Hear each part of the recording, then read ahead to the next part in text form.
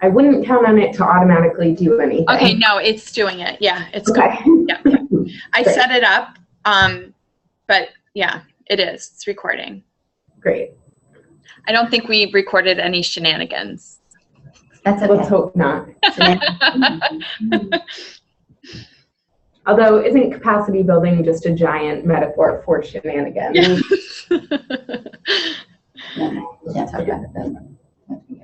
Oh, we could, But I don't know that. but maybe not. Not yet. Well, this is only funders. Mm-mm. We're working on our own shenanigans where at some point Anna and I would like to do trainings on power dynamics using shenanigans of improv comedy, which we've both dabbled in a little bit. Nice. That's awesome. So to enact the power dynamics section. That would Using be audience input and then to analyze it essentially. Yes. Ooh, we've So got 20 people now. Oh, Perfect. awesome. Well, maybe we might as well get started to be respectful of everyone's time. Yes. And as folks come on, that's great. They can join right in. So thanks everyone for joining, and thanks to the Alliance for inviting us to present. I'm Jen, this is Anna, and we're really looking forward to talking with you today about the capacity building resource that we published in February and some of the related components, with really the end goal of how you can leverage these resources as a part of your own work. So we thought that we would just start with some introductions and then move into a resource overview, share some of our favorite concrete ways that you can use these resources, and then we'll sort of end with 10 minutes or so to go where we can troubleshoot some of your capacity building challenges. So to have in the back of your mind, you can think about questions as you go, and we can hopefully tackle a few of those at the end. Sounds great. So by way of quick introduction, my name is Jen Bokoff. I'm the director of GrantCraft here at Foundation Center. I'm based in New York. I've been here a little over 2 years. Prior to that, I was at a private and also have worked for a couple nonprofits and for the IRS, which I believe folks have heard of. So I've worn a couple different fun hats. And this guide was really a labor of love and at times hate, but I really enjoyed working with Anna on it. So I'm excited to tell you a bit more about GrantCraft and then dive into the resource in a couple of minutes. Okay. So hi, I'm Anna Pond. I was the lead writer for this guide.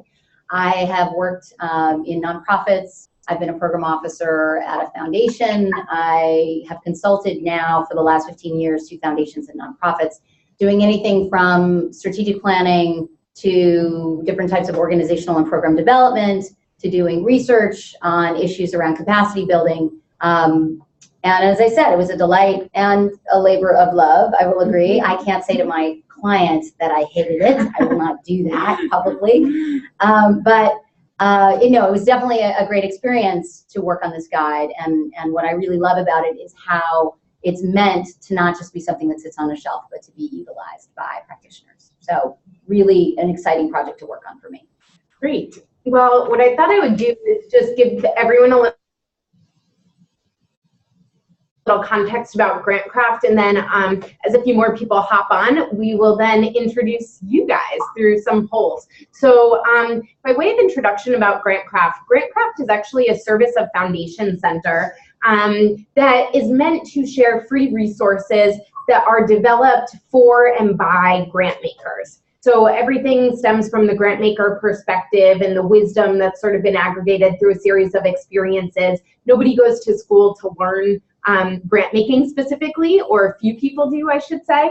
And so it's all sort of a learned practice just based on the experiences that you've had and who you've connected with along the way. So we are sort of the go-to free platform for learning from others in the field and for sharing that wisdom.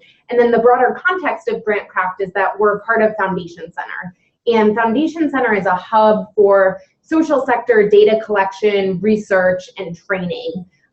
We've been around since the 1950s and obviously have evolved a lot as technology and sort of communication ability has evolved as well. So GrantCraft is one of many things that we're doing for funders now. And if you're interested in learning more about what else we do, you can feel free to shoot me an email after this. But I will not go into it now because we have a lot else exciting to talk about. So before we dive into the content of the session, we wanted to just get a sense of who's on this webinar, and so we just have a couple of quick questions. You'll see the first question pop up on your screen hopefully in a second, and we're curious to hear, what is your experience level with capacity building? So is that popped up on everybody's screen? Excellent. And then it looks like you can vote maybe for 2 things at once. So share your experience level with capacity building, and then the other thing we're curious about is, what is your primary role? And we couldn't list more than 5, so hopefully you fit into one of these 5 buckets. And we'll give you a couple more seconds to weigh in. I'm not totally sure how to see the results.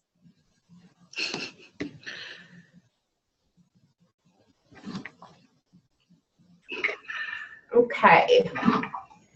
Do we have some results of people who weighed in? Mm-hmm. We can't see it on our end, so maybe you could read them to us. I'm happy to do that. Excellent. We've got just a few more people and about a minute to go, or well, a minute that we've been, 25 have voted, so we're just waiting on a couple more. Let's just recap what we have and move on. Okay, so what is your experience level with capacity building? 4% have never heard of it. We've got 0 who said maybe. 36% of our participants have participated in capacity building effort or 2. 32% have led a capacity building effort before, and I am really proud to say that we have 48% that are capacity building champions. Wow. Wow. Who's running this webinar? Yeah. Well, it's great we have a lot of champions, because we'll just share a couple of takeaways throughout the webinar, but we really want to focus on the resource, so that's terrific. Exactly. And then what are our buckets of primary roles? So we've got 12% that are grant makers, 28% grant seekers, 28% who are it just shifted, 27% who are consultant to grant makers, 54% are consultant to grant seekers. Okay. And we've got 15% who are technical assistants. That's really great, because it helps us to understand that a lot of you wear multiple hats, because those percentages don't add up otherwise. So it's great we definitely both come at this from wearing a lot of hats, so we'll try to structure some of our feedback in that vein as well. So the last thing we'd love so we can close those polls, if you don't mind. And the last thing we'll ask you all to weigh in on now, or as they come up, we won't pause to read any of them now, but maybe just type into the Q&A box, which should be visible on your screen. Just type into the Q&A box what your biggest capacity building question is. And that'll just help us to better maybe structure some of our comments and feedback throughout and integrate them.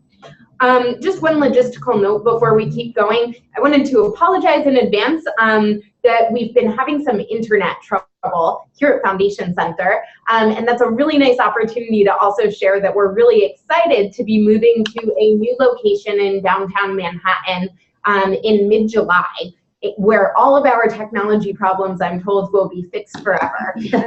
So I'm not sure that I believe that, but I can share. Hope for that. I can hope for that, and I hope our technology capacity will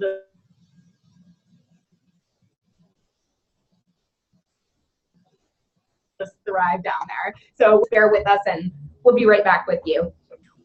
So without any further delay, we want to dive into telling you a bit about our resource, and I'm going to switch to share my screen because we also want to show you how of this resource. So I'll pass it off to Anna to start by talking about the guides. Process of development. Yes. Yes.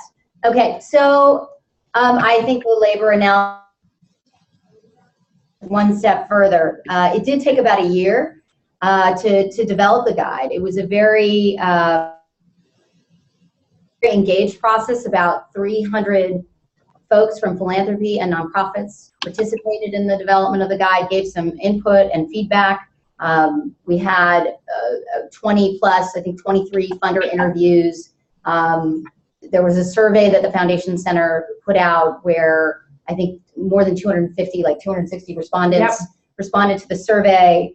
We had some focus groups where we brought in not only grant makers, but nonprofit representatives. About 45 people attended focus groups to get feedback on the guide. And then in terms of the structure of the guide, so basically I served as the lead writer facilitating a lot of the data collection processes. And then Jen, GrantCraft and Jen are the editor of the process, and we structured the guide into a couple thematic areas. Do you want me to just kind of name them? Absolutely. Great. Okay, so we felt it was really, there's an introduction that talks about the importance of bringing lots of people into the conversation of capacity building. Since we have so many champions, I don't need to explain why that's important. Spreading the word why it's a good strategy in terms of what funders should be doing and supporting. The major sections of the guide, the first really major section is really just laying the groundwork of different types of investment approaches funders are taking to capacity building. That's important. There are a lot of different ways that TCC Group and other sources have kind of analyzed the different types of investment approaches, but we laid out what we found according to the research that we've done. And also I do bring some capacity building experience to the table too. So of course that came into the mix. So we laid out the investment approaches.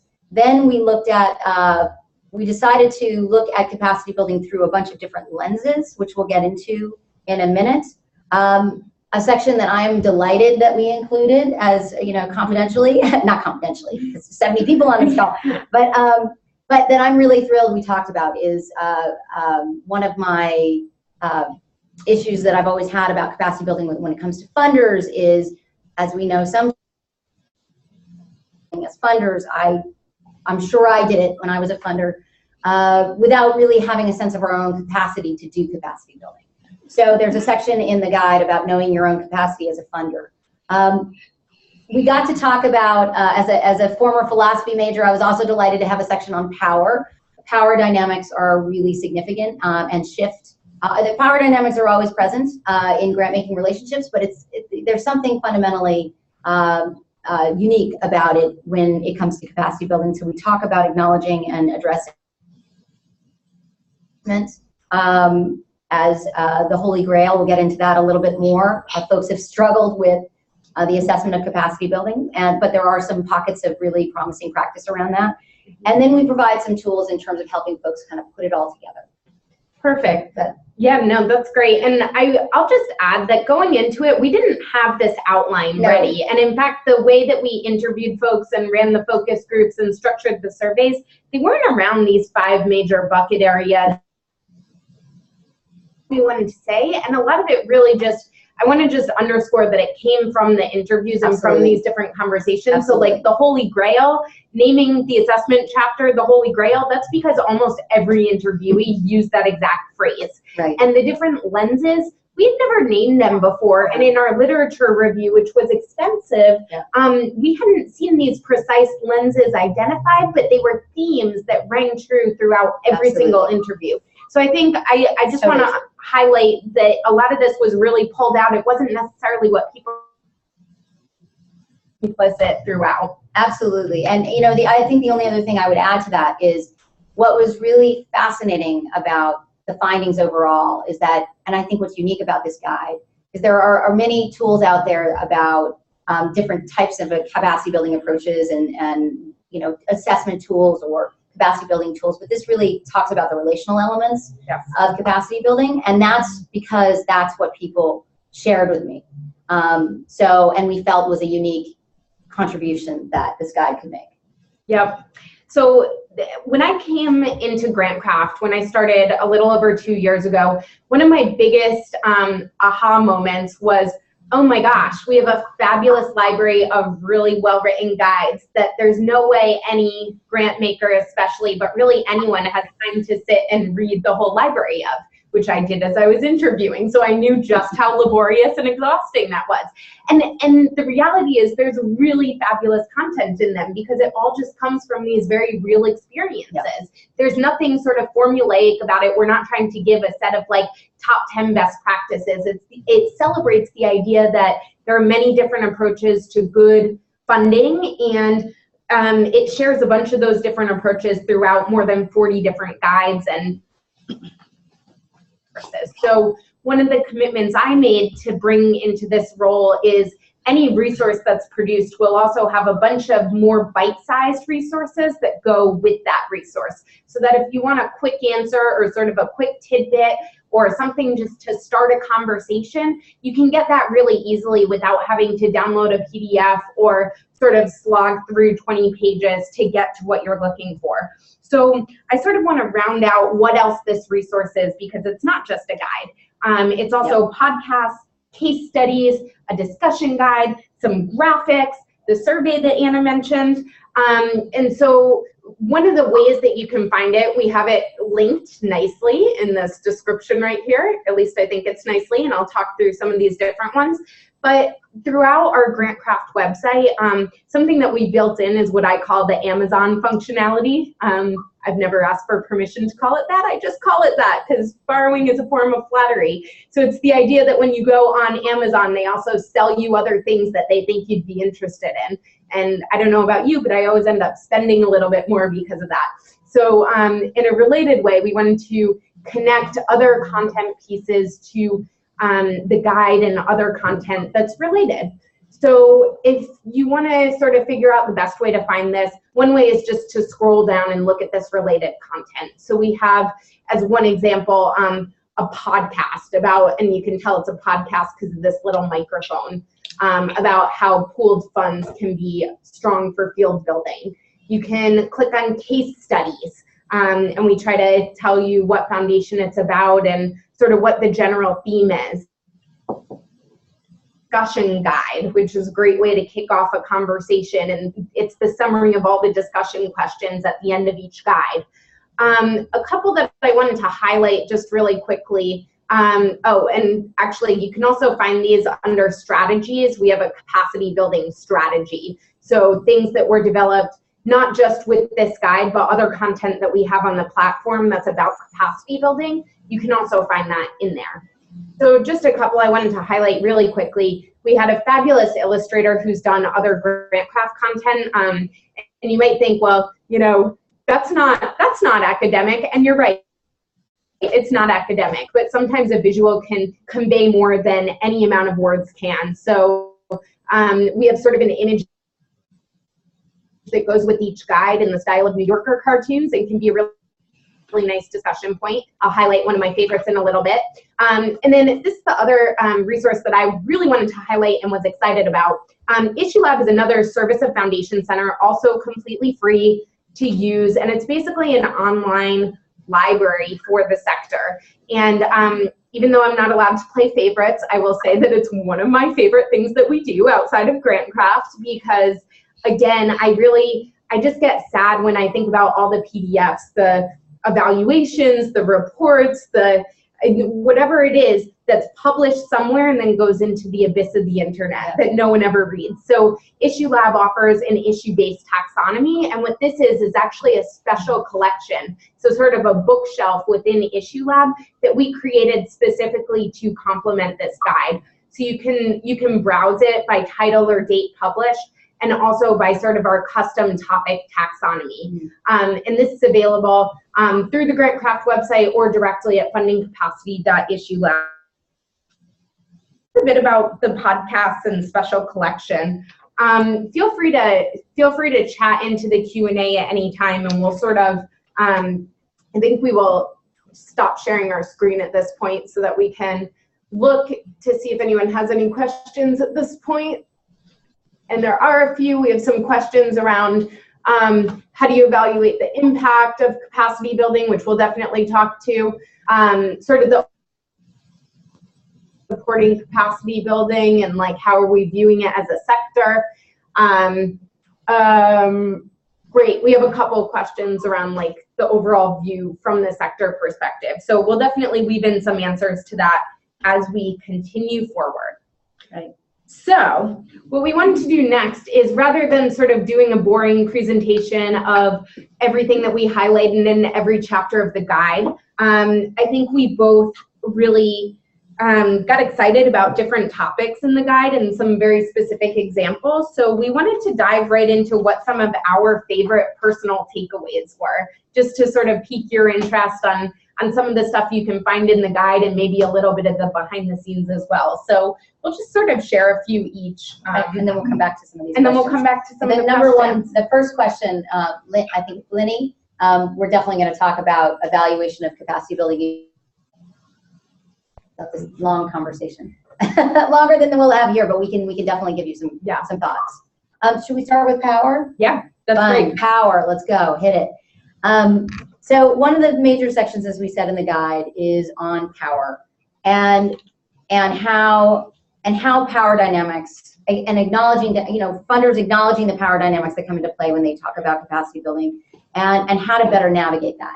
The guide, I should say, the guide is for everybody's use, but the primary audience, my understanding with GrantCraft, is funders. So a lot of this is written in a way, as a writer, I try to pay attention to the way that I think funders could hear it. And I don't necessarily talk this way always, but this is written for a grant maker audience. So on power, with the idea that others can read it and learn from it as well. Absolutely. So there's some, when we were writing, we actually, just for a little inside baseball, we actually had a couple of times where we paused to say, well, how would someone from a nonprofit read the same situation? Absolutely. And is it sort of fair to both sides of the equation? And balance those perspectives, but at the same time to give good guidance to grant makers in terms of how they could do this. So the section on acknowledging power dynamics has its own fun little graphic that you can check out some other time. But what I liked about the way that we got information from folks is it kind of blended itself into 3 buckets around power: what to recognize about power, what to do about it so it doesn't get in the way, and what to beware. And so one of the points that came up from folks that I thought was really significant is being aware of, as a funder, and even if you're, even for all of us, I do consulting work with nonprofits and foundations. So again, it's very much that clear sense of how you're using your different forms of power. So that requires an awareness of really your role and how people are perceiving you, and the different forms of power you have in that particular role.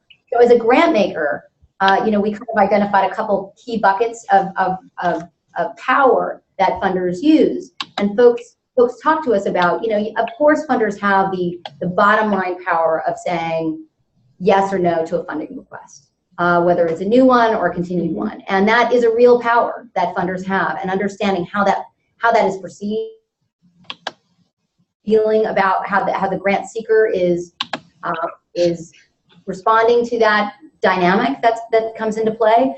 I would say, especially for people who, many grant makers also come from the nonprofit world, and a related issue in the guide that we talk about is, just because you shifted over to a funder doesn't mean necessarily everybody's going to perceive you as the same person and role. In fact, once you've got the power of money, it is a real form of power of funding. Also, some, as we said, some funders, when they come from the field, they bring expertise. They have expert power. Funders have convening power. Funders have the ability to take a stand in a way that sometimes nonprofits may feel less inclined to on some issues.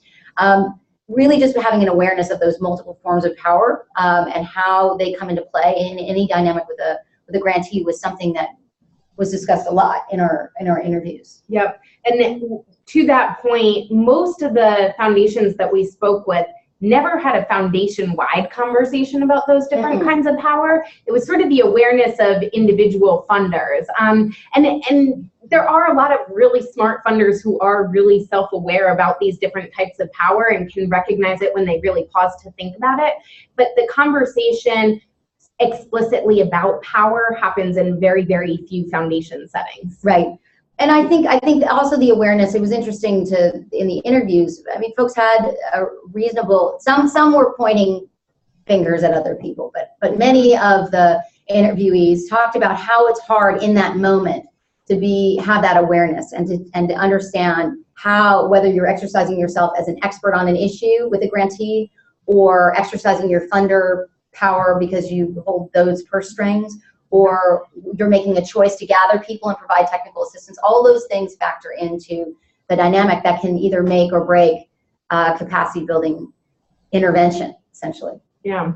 So we'll come back to some other power-related observations in a few minutes. We're going to bounce back and forth on some of our favorite takeaways. And one that I wanted to share actually came from an interview with a longtime nonprofit leader, actually from Brazil, who I was talking with about the idea of culture change and how funders can actually be aware of, apply that lens to their work and to structuring capacity building funding. And she was expressing to me just how challenging it is to get funders, especially those based not in your geography, to really understand what the culture of an organization is and what they're going through on a day-to-day basis. Because what she underscored is that does not come through in a proposal. Most applications don't ask about sort of the culture and the broader context around the work that's happening and the attitudes. Like, culture is really about the attitudes and the structures of like who gets to make decisions and whose voices are loudest and what else is sort of happening implicitly, but not necessarily a part of like program development. So how do you as a funder sort of get at understanding a grantee's culture so that you can be a good partner in a capacity building effort? And what she said is it comes from a site visit, so some sort of in-person conversation, but not just any old site visit. And what she went on to say is that the funders who have been most effective with funding that they've given to her nonprofit in a capacity building structure have been the ones who have spent not just an hour or two on the ground seeing programs, but a couple of days on site, and not just formally. It's over the informal dinners with the occasional glass of wine or two, and sort of connecting with different stakeholders. So not just sort of the leadership, but maybe junior staff, where actually some of the best insights can come from, board members, some stakeholders who are affected by programs, and that's where a real understanding of that culture change can happen. And as a result, grants were structured smarter to take those notions into account. Yeah. So I loved hearing that, because it was a grant seeker who's experienced both really amazing funding and some funding that could have been structured a little bit better. And the trigger for her was understanding of the culture. Yeah. I was thinking, given that there are a number of consultants to nonprofits on this call, I think this one's something you may have experienced, and if not, it's just something that came up from a lot of the nonprofits we spoke with. I'm actually dealing with this right now with hold on one second, sorry. I have a cold, sorry. I'm experiencing this right now with a foundation client, and it's well, I'll just read what it is because that's the clearest. It's how to define clearly who will be part of the capacity building conversation and who will have access to information about the grantee's capacity. This was a majorly sensitive topic among the nonprofits we spoke with.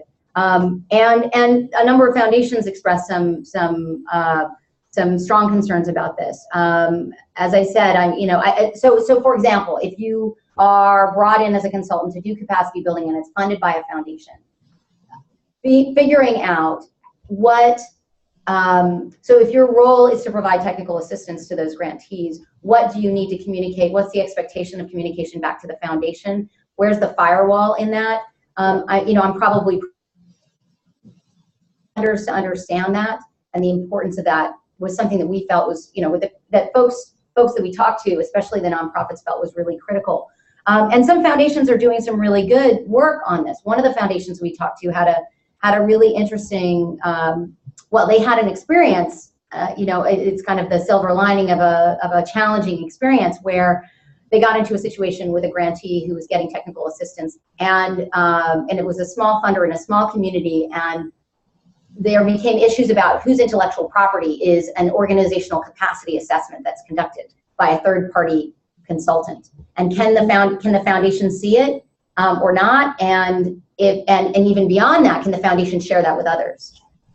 And so this foundation actually went so far as to clarify intellectual property issues of the content produced by consultants. I don't necessarily individual experiences. It's not saying there's one practice better than the other, but being really clear about that is so important. So for example, one last thing on this, I'm doing somewhat of an assessment for a foundation where they have these organizational capacity assessments that were conducted by their consultants that work with their grantees. And so I'm supposed to be doing this portfolio analysis, and can I have access to that information even if it's made anonymous is something that we're discussing. Because, you know, if you want to protect, if the idea of this isn't kind of retrospectively going in and using that information in a way with the grantees that isn't connected to grant making. And so being really sensitive about what happens with that information and where it goes and who has access to it was really a key topic. Yeah. And one other one that makes me think of is sort of this underlying issue of trust that kept popping up, and you know, that's one micro example of this. Every single aspect of every conversation about capacity building. Right. And so one way that we frame that in the guide is that trust really comes in strong relationships. And just 2 quotes from the guide that sort of say it all to me is, relationships are best built when grantees feel empowered to drive a conversation, and when the funder doesn't react with stress or angst if grantees share a challenge or shortcoming. And again, probably preaching to the choir, but these things are really worth underscoring, because without trust and without a trusting relationship, capacity building does not work. And there's Right. little that we're willing to sort of make a blanket statement about, but that I'm willing to make a blanket statement about. Right. Without trust, without relationships, it's not going to work. And so, like, one thing that we heard a lot of foundations share around is that for them, a trusting relationship gets developed before grantees even apply. Before, like, when they're just a nonprofit applicant, not a grantee in the portfolio yet, or when they're sort of, maybe they've received some sort of general funds or program support and they want to advance the relationship toward a capacity building relationship, it starts before the application. And so one funder, the Global Fund for Community Foundations, they actually highlighted that, like, as a prerequisite to filling out an application, there's a back and forth of conversation to figure out sort of what are the aims and where is the organization at and what role could the funder play with the resources that they have. So it starts with, like, a very honest conversation, and they set the tone by doing these things of, like, not freaking out when challenges are shared, and really being that sort of good reflective listener and thought partner. And that's how they start by building trust. Right. So on the assessment front, since we had a question about that, let me go there a little bit. I think that it's a great question on assessment, and again, what folks said to us, and in my experience, it is somewhat of a holy grail, and that folks have figured out pockets of how they're doing assessment. But of the 23 funders that I interviewed in depth, and in addition to the folks that responded to the survey, you know, there was no silver bullet there that anybody expressed. Nobody said, I figured it all out. And so, but some of the things that they did give us some good advice. And I think one of the things, and it relates to what Jen just said, which is that clarifying that the assessment process and evaluating impact, you have to really think about, you know, the before, during, and after with grantees. What happens in the relationship building and in the beginning of the relationship to kind of lay the groundwork for good assessment practice. Mm-hmm. One of the things that really funders talked about is the importance of being clear on what your theory of change is around that. You know, I don't mean in the capital theory of change necessarily, you know, capital TOC perspective, but at least being very clear, is your capacity building fundamentally about, the guide kind of divides 2 camps even though they're related, where some funders are really about institutional effectiveness as the end goal of capacity building, and other funders are more capacity building as a means to build fields and change movements. Now, obviously there's interplay there, but some funders really stop at the institutional effectiveness piece, and other funders really want to relate it to kind of field building systems change. So being clear about, like, what's your end game and then connecting assessment to that is really key. I think another thing that categorically people talked about was engaging grantees in the design of the assessment itself from the get, as kind of like what Jen was saying, from the beginning, having those conversations. But how do you engage grantees more proactively? It kind of speaks to one of our other questions here about, how do we engage the social sector to be more invested? I think if grantees feel that they have, that they're going to get, if there's an assessment that's going to be conducted around capacity building, that the results will benefit them and their ability to show outcomes, perhaps they'll be more invested in capacity building. So really having funders take on this capacity building is really key. So being clear on your end game, theory of change, whatever you want to call it. Some folks feel very formally attached to theory of change, others more loosely. Engaging grantees, at the same time not getting, it's easy to collect a lot of information from grantees that you never look at. I mean, how many times as a funder did I have reports that it wasn't even possible in the course of my day and my 24 hours, 7 to actually go through all these reports. So really being thoughtful about what kind of information you're going to collect, keeping that framework of assessment focused on really what your end game is and where the points that you're trying to have an impact. Like, is it around organizational capacity building? Is it around leadership? So you're assessing on those fronts. And then having places where you get creative. And I think that's one of the key things that I'd like to highlight in the guide. A number of funders shared some ways that they're getting creative on assessment. So some examples are, I don't know that this is so creative, but some funders, one funder, well, this is creative. The Packard Foundation has quantified its capacity building grants using an algorithm that examines grant objectives, results, and lessons learned. There's a whole place you can go on GrantCraft's site to hear more about that. Other funders are remembering, the balance sheet is one really important indicator that sometimes we forget to look at. And the only other thing I'd mention is, again, one of those ways to get the social sector more engaged is to help them demonstrate their outcomes of capacity building. And there are some funders that are working, and you can go to the guide to see these examples, are supporting grantee creation of an outcomes matrix and a dashboard that they can use internally, but also for external transparency about their work. So again, building grantee capacity and helping them demonstrate that to the outside world as a way to get them more invested. Great. So the last takeaway I want to jump back to is you were talking about sort of the awareness of the end game, right? So are we looking to do bigger field building? Are we looking to improve the effectiveness of an organization? And so to me, that all comes back to the whole self-awareness. Like, who are we? What can we do? What can't we do? And I want to I'm going to share my screen again to pull up the related graphic, if I can. I have a little thing at the top of my window. Here, now we can, oh, there it is. Sorry, couldn't find it for a second. I want to focus on this graphic and just share a couple of thoughts about that. This is my favorite graphic. We struggled to develop it, but I really like how it turned out. So I'm going to talk about the graphic real quick and then a couple other things related to it. So the idea here is that a lot of funders and foundations in the field on whole, and we'll talk about the disconnect between those perspectives in a minute, we all try to wear a lot of different hats and play different roles. So some funders want to sort of be the doctor who finds a problem and then can medicate it and fix it. Some want to be the coach who's like really excited to be there on the sidelines, cheering you on, making your game plan, running the plays, and taking credit for the win, and when it's a loss, maybe not taking the credit for it. You played badly. I'm not going to touch that. We won't touch that one. Some want to be the chef and figure out the recipe to put all the proper ingredients together and sort of season it with their own special sauce, whatever that is. Some people want to go on the journey to find something that maybe there's a personal curiosity about or that they think an organization should be looking for, and maybe they know how to get there and maybe they don't. And the truth is that these roles are all really important. Everyone needs a coach.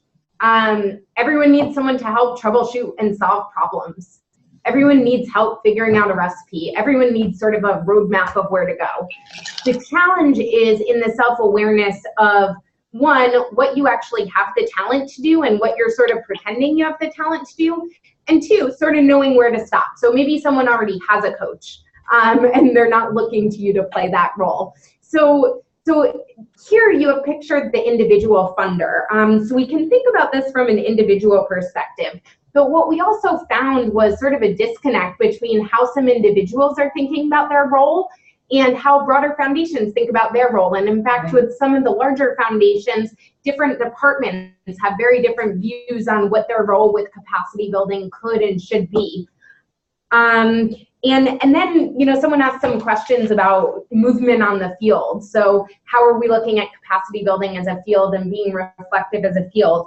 And I think overall, we've heard people either directly or indirectly engaging in capacity building all the time, in the sense that most grant makers now are not viewing themselves just as check writers. They're viewing themselves as some sort of partner. So whether it's using that convening power that Anna was talking about earlier, or being a sounding board, or using their networks to connect people, or providing office space, I mean, something that simple, that's all a form of capacity building. And so a lot of funders still don't have an explicit portfolio for capacity building or that sort of lens applied to their work. But as a field, there's definitely a shift toward the giving beyond the check, which we could label as a type of capacity building. But what still exists is sort of a disconnect between the way individuals, foundations, and then the field on whole might be thinking about it. And so just for one more example of that, there are some nonprofits who we interviewed or who we've worked with in other contexts who they have multiple funders, and the multiple funders view their funding in very different ways. So one funder might not be a good capacity building funder, and they're funding in a way that sort of plays toward their goals. And then other funders who are already supporting that organization sort of have to figure out, they have to have that field-wide awareness of like, okay, this other funder is playing the role of the coach. So maybe that's not our role, or maybe we should connect offline with that funder to talk about how the coaching. So there's a lot of nuance there just about the self-awareness piece. And I'll just say one more thing about the self-awareness piece, because I've seen it time and time again, which is thinking really critically about who at a foundation is driving capacity building efforts, really, like whose voice is the loudest. And what we did find in a lot of the interviews, and sort of what we can all know intuitively, is that it's top tier of leadership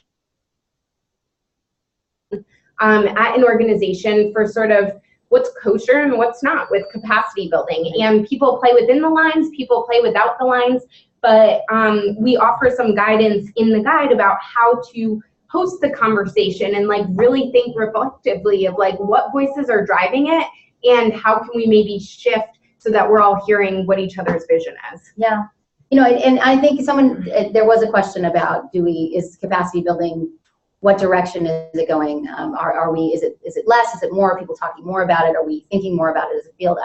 Like Jen said, I mean, I don't know that I'm the best judge of that because I work a lot with capacity building funders. But I think it really depends on where you sit.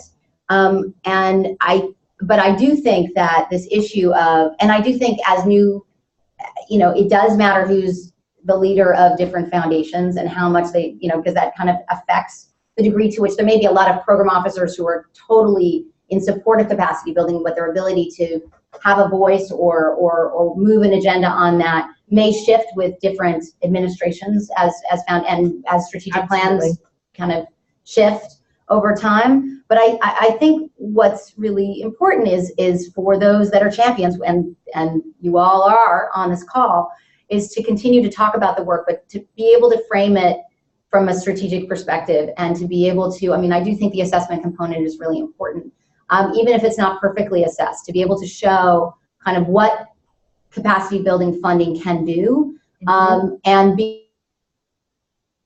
how they build capacity are really important strategies to keep the momentum going. Absolutely. So I want to stay on top to use the resources so that we have some time to troubleshoot your questions.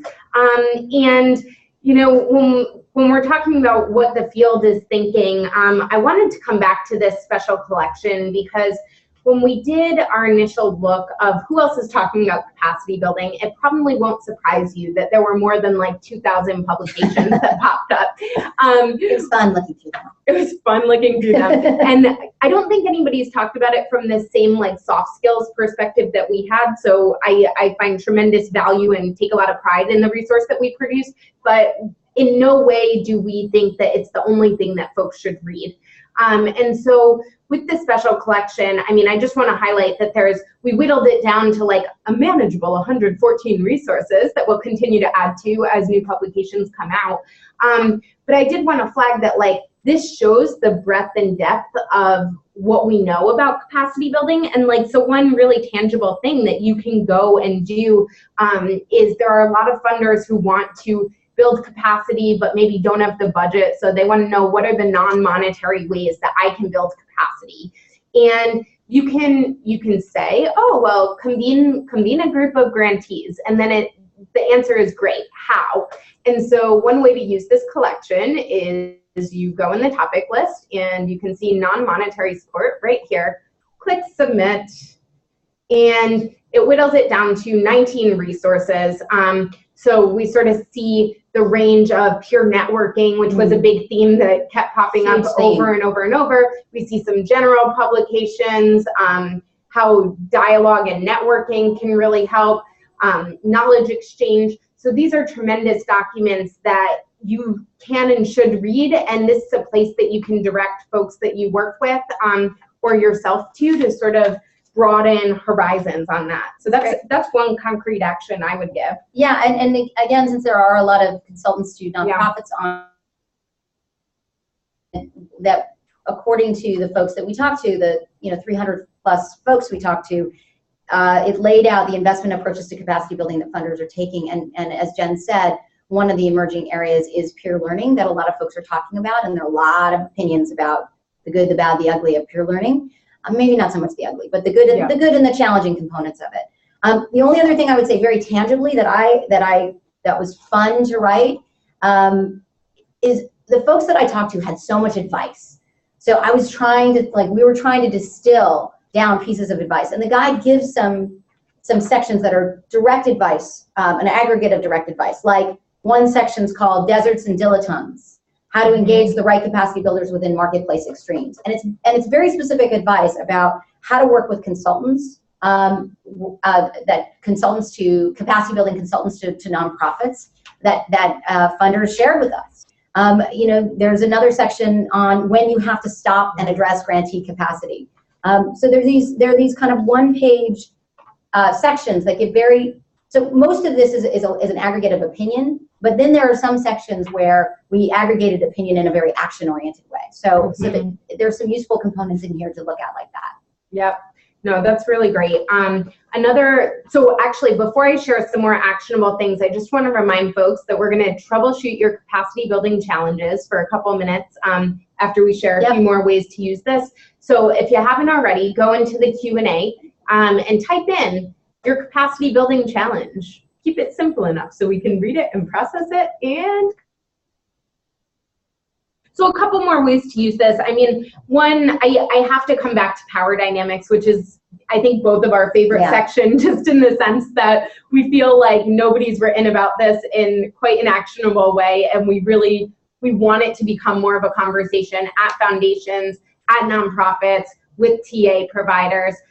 We should be talking about and being smart about how to use power. So one thing that especially the consultants on the line can do is share the chapter with whoever you're working with, and just say, I'm asking all of my clients to give this a quick read. Right. And in that way, it's not calling anyone out, but it's building a level of awareness and starting the grounds for a conversation. So that's one thing you can do if you're a consultant. Now, if you're at a nonprofit or at a foundation, there's no reason that you can't host a conversation about power. And in fact, every time that we've presented over the last several months, I can tell you, everyone's hands shoot up when you're willing to open a conversation about power. People want to talk about it. They want a safe space where they can actually sort of reflect on experiences and learn from each other and just sort of have this moment of self-awareness. So we encourage everyone to start a conversation. And Packard, who we mentioned earlier, I would say they're like one of the leaders in just really smart practices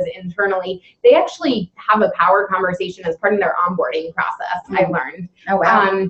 And, you know, it's really great that that's a topic that you just learn when you become a grant maker there, because they do tend to have close relationships with their grantees, and so that really matters. Yep. Again, since we have the group that we have on the line, you know, the section on kind of knowing your own capacity is a great, across all sections of the guide, there are discussion questions. And so leading a conversation on discussion questions like in the knowing your own capacity within a foundation, I think would be an interesting first foray into it. And for example, in that section, some of the questions are, I'm cherry picking. If you were to leave tomorrow, would your foundation's capacity for capacity building suddenly be lost? If so, what can you do to embed that knowledge or ethos? You know, how can staff at your foundation manage the extra time and deeper focus capacity building can take given available resources? There's even questions across these discussion guides across discussion questions for nonprofits. Where are capacities strongest among the funders you work with on capacity building? Basically saying who knows capacity building, who's really thoughtful about it, who's strongest at it, and trying to tease that out a little bit is an interesting conversation to have. Yeah. There are a few foundations who I get really excited when I hear these stories, but there are a few foundations who actually use GrantCraft resources to like just kick off a staff meeting. Yeah. So some people just start with one of our 60-second videos. And specific to this guide, I think that the podcasts they're actually really strong because we talked to some people as a part of the process of creating this guide, and so where we could and had permission, we captured their voices and shared those in thematic topics. And what's nice is you can sort of have this shared multimedia experience at the beginning of any meeting. It can be apropos of nothing, in fact, or maybe there's a reason, but you don't want to explicitly share it. So one thing to do is just start a staff meeting with one of our podcasts and then have a short discussion about it. And that's one way at the very least to do a little professional development and field building,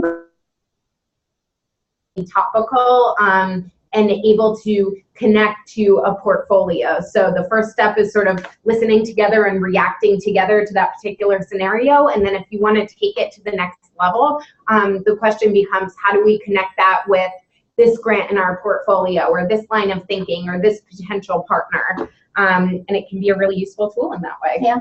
Yeah. So nobody's asked us an additional troubleshooting question. So we can either make one up or end early. Alliance, what do you think? Well, I have one more thing I think that would be useful for folks to consider. Super. GrantCraft has created, as part of the suite of materials on capacity building, a place where capacity providers, if you're a funder, you can share links and descriptions of providers that you know, and also if you are a capacity building provider, you can share more about your practice. And it's in the guide, it's on page 8. You can find the link to that. But so it's just something that you can connect to, and so if you're a funder, you can get connected. You know, we obviously also call out the National Network of Consultants to Grant Makers. They are a vetted network of consultants who provide capacity building and other types of consulting services to foundations.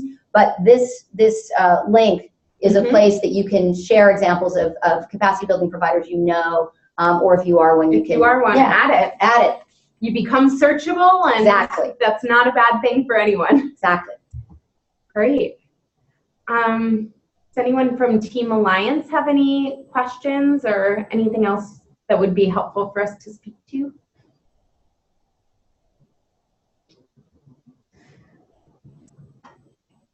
If not, we will say a gracious thank you for hosting us today. You can, of course, send us follow-up emails at any time. My email is jen@foundationcenter.org, just jen@foundationcenter.org. And my email is annapond@me.com. So feel free to be in touch anytime. GrantCraft website, everything again, totally, totally free. We invite you to use resources, and then what I would love is I invite you to share how you use them and how that went, because we continue to figure out how we approach our work, and it's just really nice to know the impact of these resources beyond just putting it out into the internet abyss. So please do loop back if there's anything you want to share. Sounds good. All right. Thanks, folks. Have a great day. Thanks, Jen and Anna.